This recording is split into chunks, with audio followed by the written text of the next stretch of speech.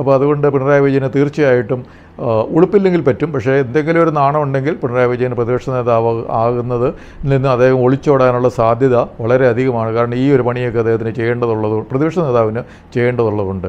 ഇനി നിയമസഭാ ചട്ടങ്ങളനുസരിച്ചും അതുപോലെ നിയമങ്ങളനുസരിച്ചൊക്കെ പ്രതിപക്ഷ നേതാവിന് ചില പണികളുണ്ട്. അതായത് ഒരു അവിശ്വാസ പ്രമേയം അവതരിപ്പിക്കുന്നതിന് ഉള്ള തീരുമാനമെടുക്കുക. അവതരിപ്പിക്കുന്ന വേറെ ഏതെങ്കിലും MLA ആരെങ്കിലും ആണെങ്കിൽ പോലും.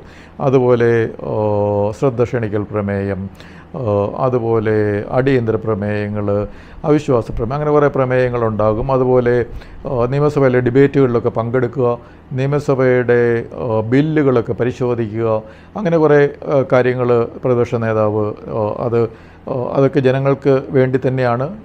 ഒരു നല്ല ഭരണം ഉറപ്പാക്കുന്നതിന് വേണ്ടി ചെയ്യേണ്ട ചില കാര്യങ്ങളുണ്ട്. അതുപോലെ ചില സംസ്ഥാനങ്ങളിൽ ചില നിയമനങ്ങൾ നടത്തുന്നതിന് പ്രതിപക്ഷ നേതാവിന് റോളുണ്ട്. ഉദാഹരണത്തിന് ലോകായുക്ത ആരാണ് തീരുമാനിക്കുക, അതുപോലെ ഹ്യൂമൻ റൈറ്റ്സ് കമ്മീഷൻ ആരാണ് തീരുമാനിക്കുക. ഇപ്പോൾ ഡൽഹിയിൽ കേന്ദ്രത്തിലാണെങ്കിൽ ഇപ്പോൾ CBI ഡയറക്ടറെ ആരാണ് തീരുമാനിക്കുന്നതിൽ പോലും പ്രതിപക്ഷ നേതാവ് അതിൻ്റെ അകത്തെ ഒരു ഭാഗമാണ്.